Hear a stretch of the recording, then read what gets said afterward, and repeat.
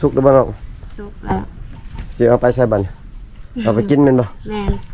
สิไปสู่ผู้บ่าวอยู่ไสผู้บ่าวมันจะใช่ไต้หวันผู้บ่าวไต้หวันโอ้พี่น้องย่างมาเลยเนาะโอ้เพิ่นสิพาทีมงานกินเนาะพี่น้องนี่ขึ้นเลยพี่น้อง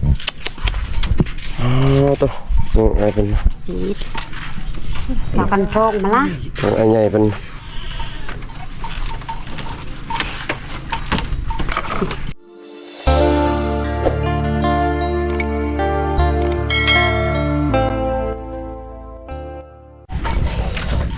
น้องไม่สิไปใช่น้องไหมเอาไปสิใครโอ้เอาอยู่ใช่เอาอยู่กันน้องน้องเป็นว่าสิเอาไปสิใครน้องสิเฮ็ดยังน้องปิ้งปลาบ่โอ้น้องเป็นสิปิ้งปลามื้อนี้พี่น้องสิได้กินสีมือของน้องสมัยกับน้องสลาเนาะพี่น้องเพราะว่าน้องเป็นสิปิ้งปลานิ่นเนาะพี่น้องเนาะพี่น้องมาเบิ่งน้องสลาเป็นสิเฮ็ดหยังน้องเฮ็ดหยังน้องดังไผติดเลยบ่น้องอันนี้เป็นเฮือนครัวของน้องเนาะนี่เนาะเฮือนครัวของน้องสลาเพิ่นกำลังดังไผพี่น้องนี่ติดไผอยู่เนาะเพิ่นว่าสิปิ้งปลานิ่นเนาะพี่น้องอันนี้เป็นเฮือนครัวของน้องพี่น้องเฮือนครัวของน้องสลาพี่น้องอันนี้จะเป็นเฮือนใหญ่ของเพิ่นเนาะน้องนอนอยู่นี่บ่เลยเฮือนน้องเลยบ่ใส่ปานเนาะเปิดให้เบิ่งปลาเนาะปลานี่ตายเลยเนาะเมื่อกี้นี่ยังบ่ได้ตายบ่โอ้อันนี้ตายเลยพี่น้องปลาเนาะมาใส่นี่ปลาใครซื้ออันอ้ายมาแต่ใส่ซื้อให้อ้ายมาแต่ใส่ซื้อให้มาแต่ไทยโอ้มันมาแต่ผู้ใดเพิ่นมาไต้หวันเพิ่นได้เพิ่นโอ้อ้ายใหญ่เพิ่นมาไกลเลยพี่น้องเอ้ยเพิ่นเดินทางมาเนาะเพื่อมาหาน้องสาวหล่าพี่น้องเพิ่นว่าโอ้ยจิตใจแห้งหมดแล้วเนาะมาหาน้องสาวเป็นจังได๋ผู้บ่าวอันนั้นนี่บ่น้องผู้บ่าวเป็นจังได๋ผู้บ่าวน่ะรออยู่บ่โอ้รออยู่เนาะโอ้แสดงว่าอ้ายเฮาลูกพี่เฮาก็ยังรออยู่ผู้สาวว่าพี่น้องเอ้ยเดี๋ยวสิเบิ่งน้องเป็นเฮ็ดกินก่อนเนาะพี่น้องเนาะให้น้องสิเอือบเกลือบ่น้องโอ้เอือบเกลือแล้วสิปิ้งเนาะโอเคพี่น้องนี่ก็เซฟเนาะนี่ก็เซฟผู้ที่ซองนี่ต่อจากน้องๆทำสิมาเฮ็ดกินเนาะปิ้งปลาบ่ปิ้งปลาใส่ไฟปิ้งปลาใส่ไฟพี่น้องใส่ไฟกำลังรอรุ่นพี่น้องทีมงานเป็นสิเฮ็ดเนาะพี่น้องสู่ไปใหญ่จากไต้หวันเนาะเพิ่นสิกินปิ้งปลามื้อนี้เพิ่นว่าสิลองชิมสีมือของสาวๆเนาะพี่น้องเนาะ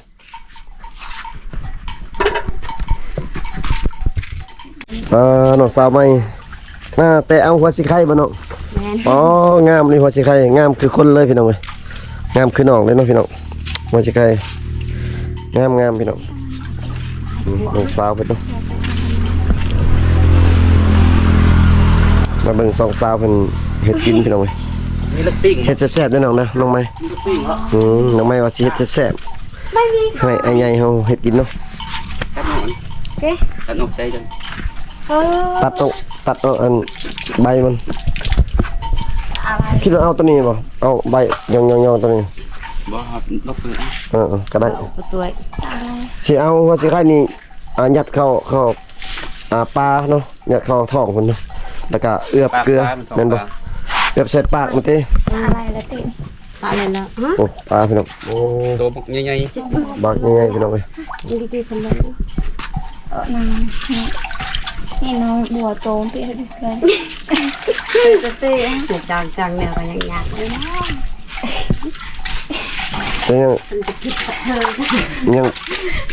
ยังปลานี่ยังบนนี้มีปิ้งปังอันนี้แปะอะไรแล้วเต้นี่อะไรเต้ช่วยมาอีกอันช่วย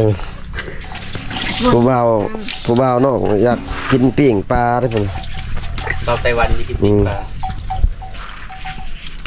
แม่มาละ เป็นโอ้จิตใจสาวเสื้อขาวว่าซั่นน้องใหม่ อัน น้องคืองามแท้น้องน้องกินข้าวกับหยังน้องกินข้าวกับหยังน้องเบิ่งไอ้ทำน้องแต่ละมื้อกินข้าวกับหยังก็มีกินข้าวก็มีคันกินข้าวก็มีก็ยังงามพี่น้องเอ้ยคันกินข้าวกับซีนกับปูปลาตลอดนี่คือสิงามกว่านี้พี่น้องเนาะ เอ๊ะเหรอ โอ้ ไม่เนาะ เช็ดน้ำตา มีบ่เข้าเนาะ ไม่ลูกค้าต้องเอา เพื่อนเจ้าบ่เอาสิไข่นะ อีนั่นเนาะ มีเพื่อนน้องเต้จะใครนะ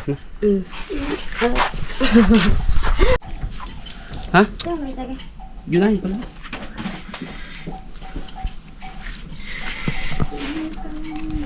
เนี่ยสิเอาสิไข่เข้าแล้วก็จังจะเอาเกลือมาเอือบพี่น้องตะกาสิทำพิธีการปิ้งบัดนี้พี่น้องตะกาปิ้งให้มันสุกแล้วก็รอถากินแล้วบัดนี้พี่น้องเอ้ยน้องสาวใหม่เพิ่นดังไฟพี่น้องเอ้ยเพื่อสิให้มันเ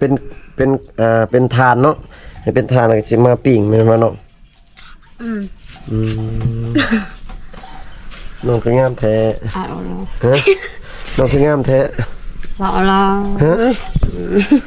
ฮ้อนบ่ เบิ้ล บ่อนอืม เราไปดับโอ้โหสิ ฮ้อนพุ่นบ่ ปาตะกี้ปาก โอ้ฝนเฮ็ดคือฝนสิตกพี่น้องมื้อนี้โอ้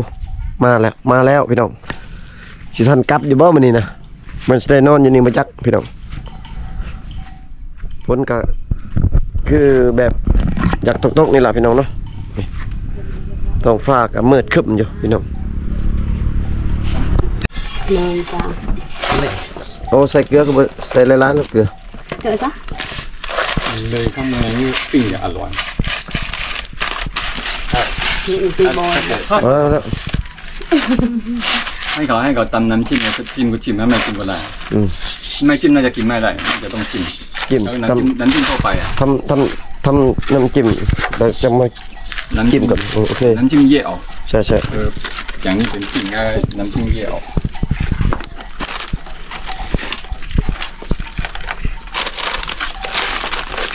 ไม่ใช่เรากองอยู่กินนะเข็มมันจะ เนาะนั่นสิซื้อบ่ได้อยู่แล้วป้าไปโตดเถอะ คือแซ่บมันนี่สีมือทั้งสองสาวแล้วก็เบาๆกันเบาลาวกับเบาไต้หวัน เป็นเสือ เบาลาวสาวน้องสาวใหม่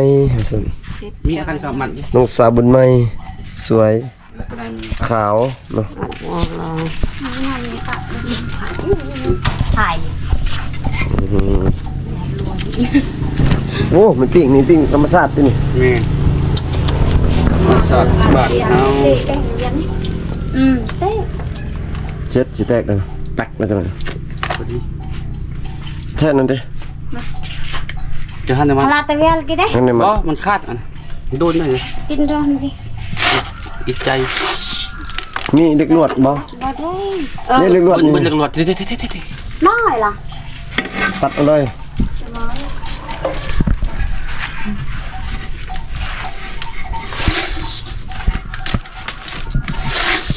ทำกระจายไปอยู่ในกระกินจาแก กินขนมถงมาโอ้โอ้โอ้กินขักกินดีเลยวะ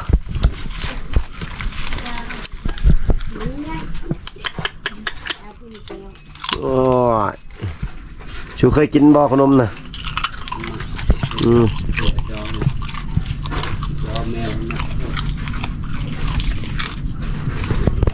กรอบดี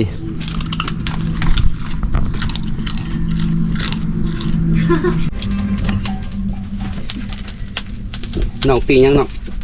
ปลา ปิ้งปลาเนาะปลายัง อันนี้ ปลานิ่นเนาะปลานิ่นเอามาจากอะไร อ้ายอ่ะ อ้ายมาแต่ไส หน่อย แต่ไต้หวันเนาะ ดู เป็น FC เพิ่นซื้อมาผางน้องนุ่งเนาะที่ต้นมัน ปลานิ่นเนาะเพิ่นเอามาสู่น้องกินอยู่บ้านของเพิ่นเองหรือบ้านชาวหลานั่นนะเนาะ โดย เจ้าบ่ปิ้งนะ โดย เจ้าเนาะพระได้ช่วยเจ้า ฮะ เช้ายังช่วยเจ้า เสาไม้ ไปเช้าไหมเนาะ โดย เออ เจ็ด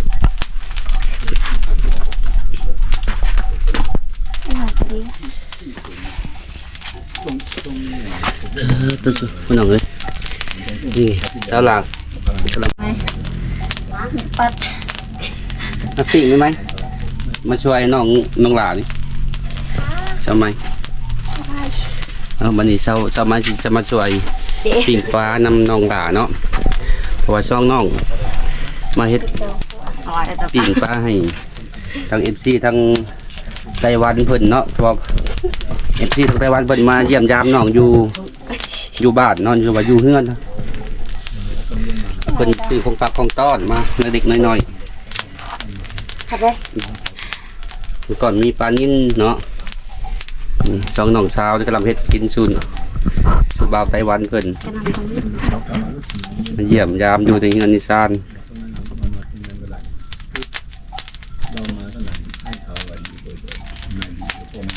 คิดปัดไปเยอะอะไรเต็ม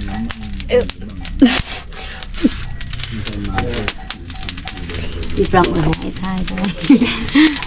ก็นั่งเลยกัน ใกล้สิสุกแล้วพวกน้อง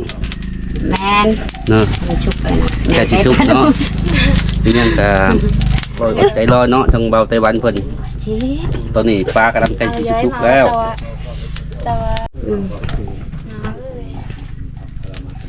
ว่าสนา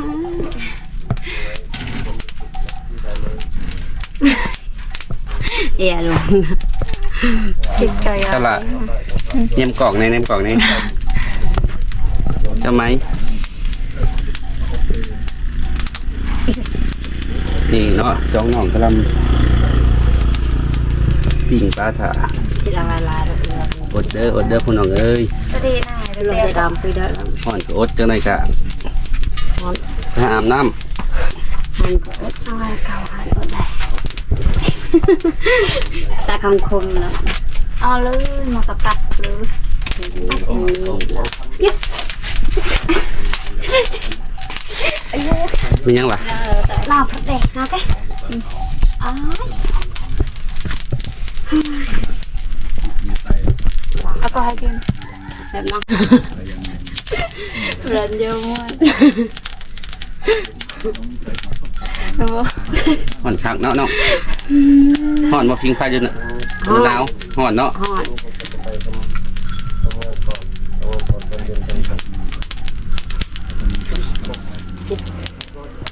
แต่พลามาปลูกเนี่ยเกี่ยวแล้วไม่จุดขนาดอะไรอะไรก็ต้องช่วยได้เขาช่วยตัดเห็นแท้เลย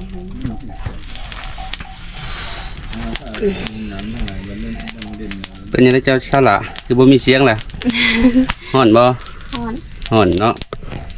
เอาอดเอาไก่ปลาสิสุกแล้วน่าจะได้กินเลยเนาะ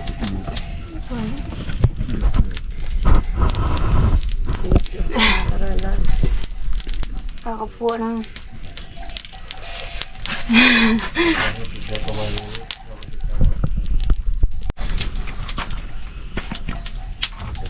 อีน่าก็กระตือไป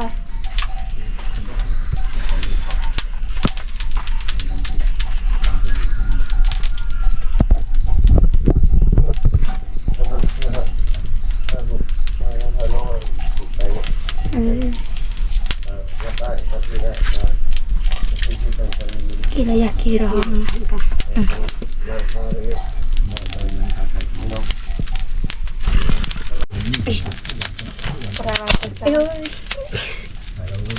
โอ้ my god เลยสอนตันพอแห้ง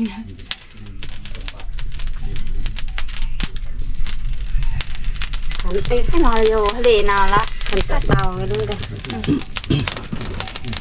จะไปอีทางนั้นแต่ น้องเอ้ยตอนนี้ปิ้งปลามักใหญ่ๆเนาะ ต้องน้องสาวเพิ่นปิ้งอยากบ่ออกจากไฟแล้วเพิ่นว่าเผาปลาให้มันสุกเพื่อให้มันสุกไวๆหรือว่าเฮ็ดให้บ่าวไต้หวันเพิ่นเนาะ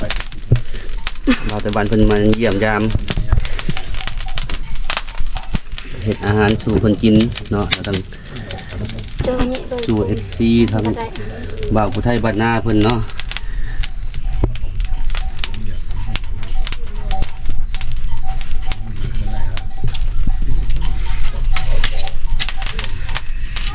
ถูกไหมอย่านะมันหูมันเกิดอีนายกินอะไรกัน เป็นหยังน้อง ทำเลย ใครดิดบ่ใครจะเด่นใช่ปะ แมน อดเอาไก่สิสุกแล้วห่อนคักเนาะเม่นบ่สมัย แมน ห่อนเช้าลาดิ หอน ห่อนคือกันเนาะ เออ ห่อนอดเอามันบ่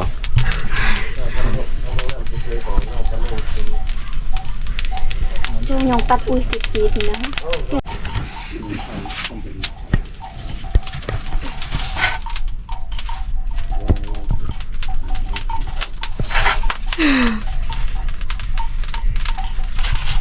ใครค่ะ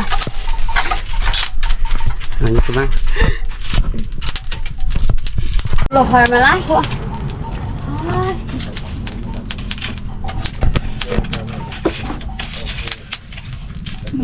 เออพวกนะที่มาหาจุละ ใส่ตอนใหญ่นะเดี๋ยวตอนเอาก็ออกมาปิ้งอยู่ทางข้างๆ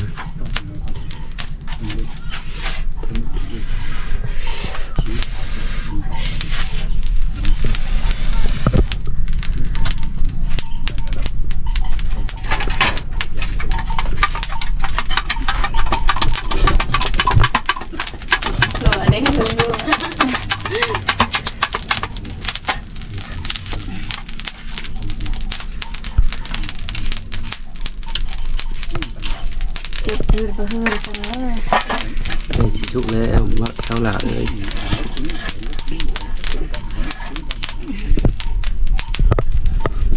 นี่เลยกลมเลยนี่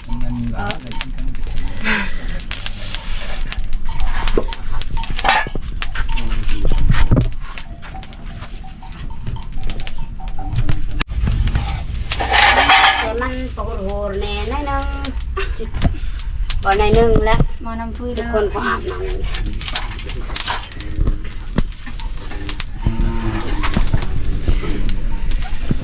บ่แม่นธรรมดาพ่อน้องเอ้ย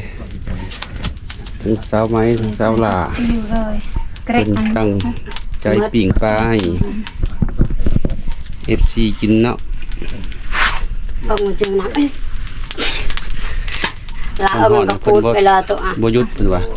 เอามันก็พูดนะแกะจิ๊ดได้นะนะมาขอแกนหน่อยจะได้มีคนมาซื้อ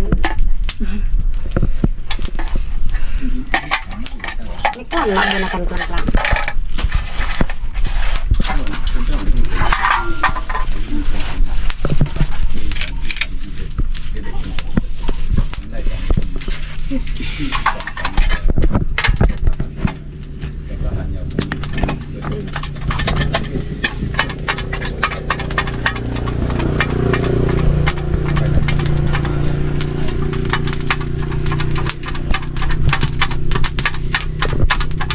สมัยก็มันธรรมดาสมัยเนาะฮ้อนอดเอามันบ่ แมน อดเอาเนาะปิ้งปลาให้สุกเพิ่นออกกับไผเพิ่นว่าคุณปิ้งปลาใส่ไฟเด็ดธรรมชาติเลยปกติมันปิ้งสิเตามันสุกไว้เนาะอันนี้ปิ้งเพราะว่าบ่มีเตาก็เฮาก็ต้องปิ้งใส่พื้นเนาะได้ฉลาฮ้อนบ่ หอน ก่อนอันนี้นี่นะเพิ่นว่าบักโดนๆยังบ่แล้วจักเทื่อเพิ่นว่าปิ้งเอามันจะยากแน่เนาะพี่น้อง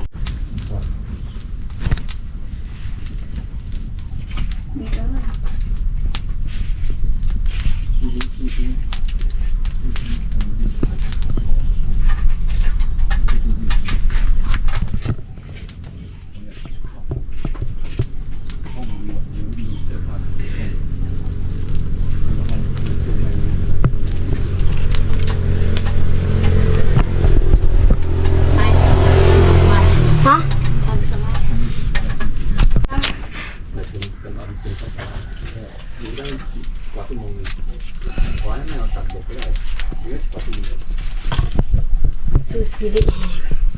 แต่ชีวิตสุกะ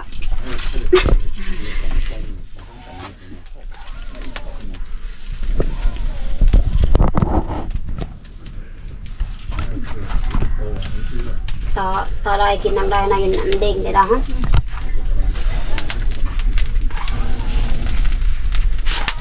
เฮ้ย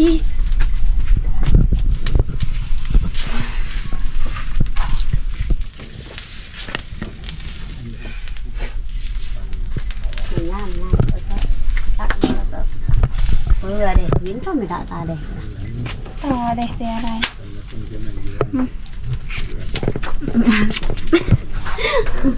อย่า ayo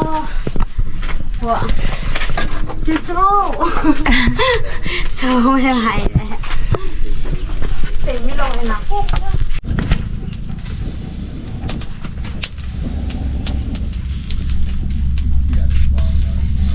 anh phải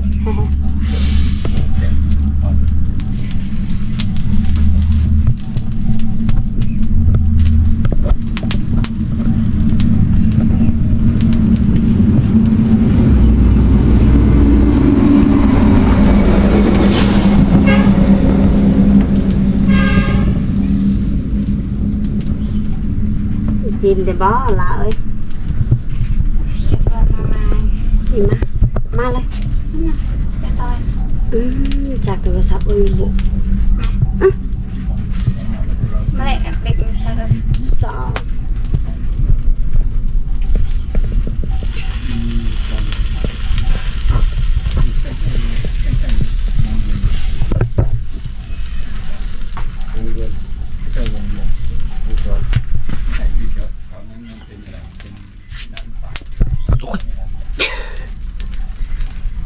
anh giang Điệp, cũng điệp tay nó. anh giang tay đây thật lạiจะจุกคือน้องมันคือ mà lại xe được mà ôi là phải mình đề chín chín này nè bò nè mình hết đẹp túc túc เจ้าเอาก็ออกมาหลายๆรถน้อง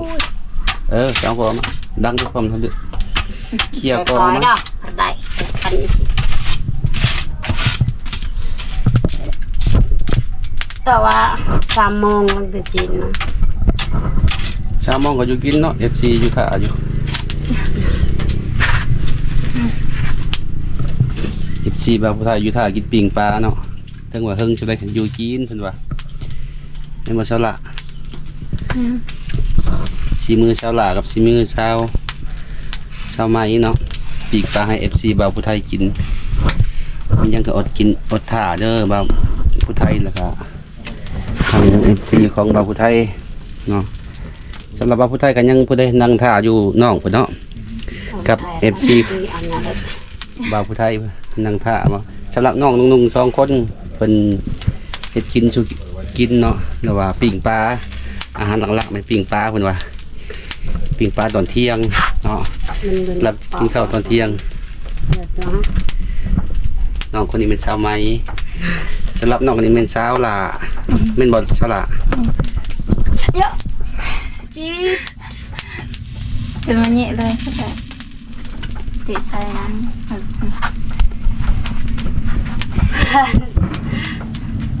ยากไอ้โต๊ะฮะ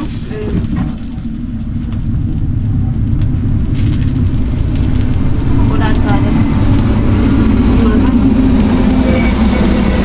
vâng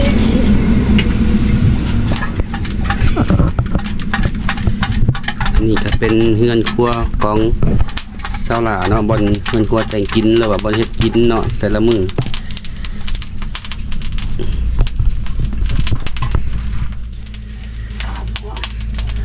บ่สาวหลาแต่ละมื้อเนาะมานึ่งข้าวอยู่นี่บ่ลูกนึ่งข้าวแต่ละมื้อมันจักโมง ปล่อยไปเลยนะ จะบ่นึ่ง ปล่อ ข้า ยว ไปเลยนึง ภายหนึ่งซะ มีปล่อย อีแม่หนึ่งโอ้โหวันนี้ขนาดให้น้องหนึ่งเด้อว่าให้แม่หนึ่งเนาะพอแม่ก็เริ่มเฒ่าแล้วเนาะสวยเพิ่นแน่สมัยนี้เคยนึ่งข้าวอยู่บ่ cười เคยเนาะ cười ว่าสมัยก็เคยนึ่งข้าวเนาะส่วนชาวลาวแต่เช้ามาแล้วมีแต่ให้แม่หนึ่งเพิ่นว่าแต่ ว่าปานนี้เธอหนาคนสิเปลี่ยนว่าสิช่วยแม่นี่คือว่าตอนนึงเข้า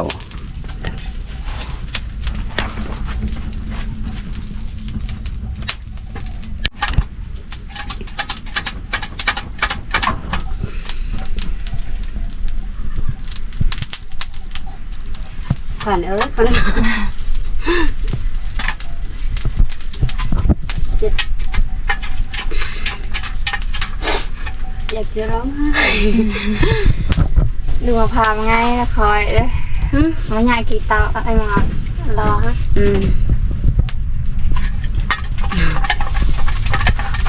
จะหาเงี้ยกรงมัน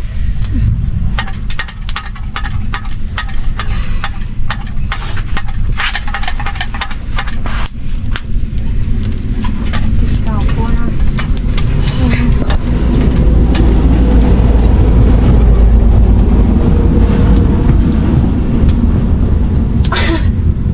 เลยเดี๋ยวเราถึงเนี่ยจิต ปัดนี่เร็วเลย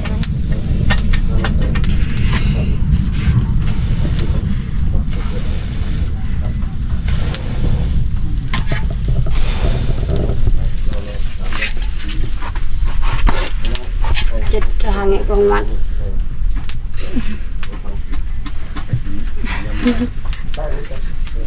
là thao từ con em lại chích cò đây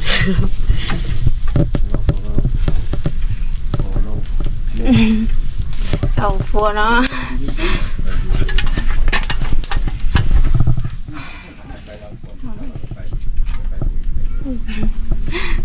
อ๋อ là tất cả bệnh viện là ไม่ ơi เอาพูด ไม่เท่าไหร่ บ่ได้จังนี่คือได้ถ้วยวางถ้วยคือบ่มีหยังใส่หยังเนาะ ปลา ใส่ปิ้งปลาบ่โอ้มาปิ้งปลานี่โอ้นี่เอามาใส่ไหมเนาะนี่เอาจานมาใส่ดูโอ้ปลานี่ เอาไปkìa แกะใส่ เจียวเจียวดิ บ่สุกแล้วบ่เนาะ suốt là สิเอาไปใส่บัดเอาไปกินแม่นบ่ men สิไปสู่ผู้บ่าวอยู่ไสผู้บ่าวมันจะใช่ ไต้หวัน ผู้บ่าวไต้หวันโอ้พี่น้องย่างมาเลยเนาะโอ้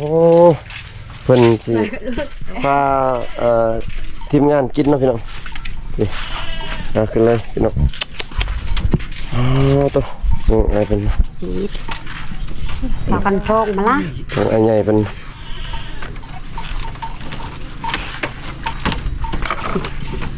สะดุด đuôi lá เข้ามาแล้วมากินข้าวกันพี่น้องปิ้งปลาตัวใหญ่ปิ้งปลาตัวใหญ่ๆเลยหอ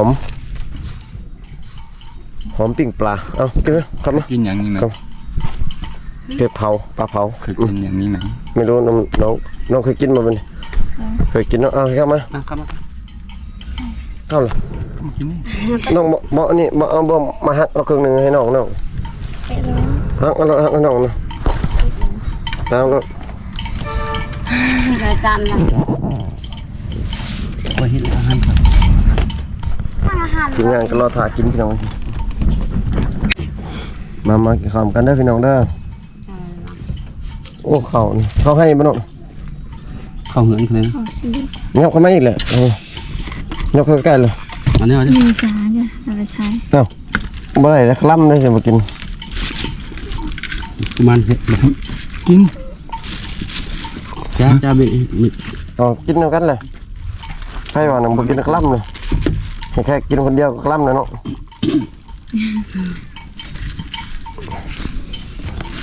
เลย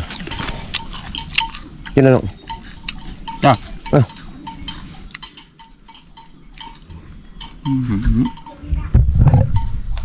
กินเลยน้องไหม trời bọc phun thằng ก่อนนั้นอีกอย่างคล้ำเลย ก่อนใช่ป่ะ ตันเลย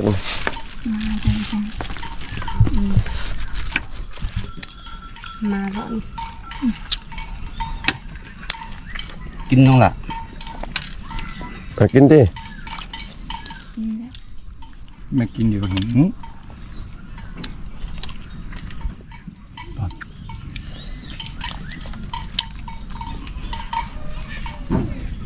กินดิน้อง ที่อันว่าอาชีพมันก็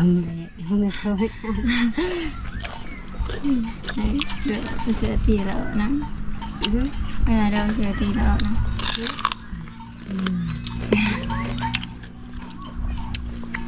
มะละมะละของผม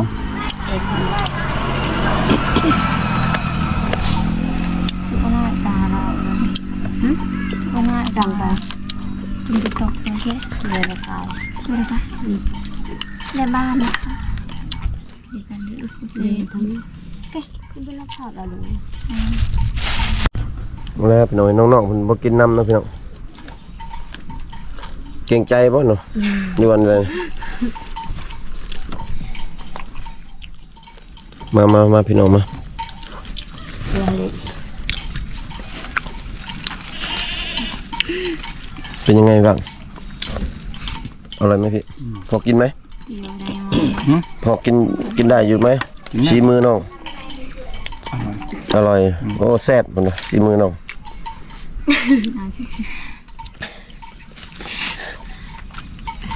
อร่อยสุด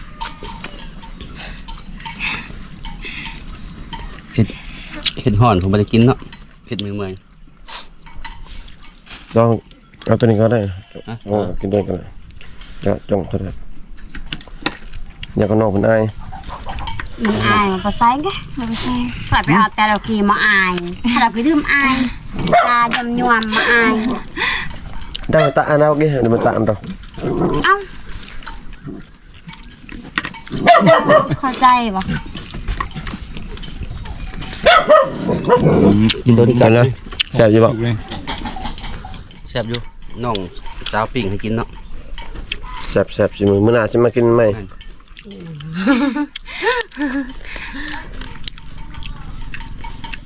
มื้อหน้าสิให้ปิ้งไหมเด้อ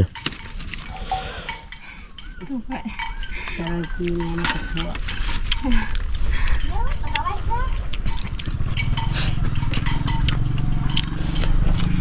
น้องๆก็นั่งเผาเนาะพี่น้อง ไม่ได้เอาคืออะไรอะไรสุดเห็นเนาะมาอะไรใช่ไหม เป็นร้อย ไผเว้า กองตาก องตา อืม เว้ากองตานี่ฮะ อืม อร่อยว านนี้แล้วสุดวานนี้ฮะ ปลาจ้ะปลาเนี้ย ทำไปคือว่าเราเนี่ย บางท่านก็กินข้าวอิ่มเลยนะพี่น้องน้องสาวสองสาวเพิ่นก็ ยิ้มแล้วบ่ บ่ได้กินน้ำนะพี่น้องเนาะเพิ่นเฮ็ดให้ทีมงานกินซื่อๆพี่น้อง ที่ว่าเปิด ทั้งอันใหญ่เฮาก็กินอิ่มนะพี่น้องเนาะ อันนั้นเพราะว่าเลย ก็คลิปนี้ก็มีแต่มาซิมอาหารของน้องๆเนาะพี่น้องสีมือสุดยอดแซ่บสองสาวพี่น้อง อย่างแอน ตอนนี้ฝนก็สิตกพี่น้องเอ้ยฝนก็สิตกแล้วเนาะคือสิกลับบ้านบ่ได้ละพี่น้องกลับบ่ได้ก็สินอนอยู่นี่ละพี่น้องเอ้ย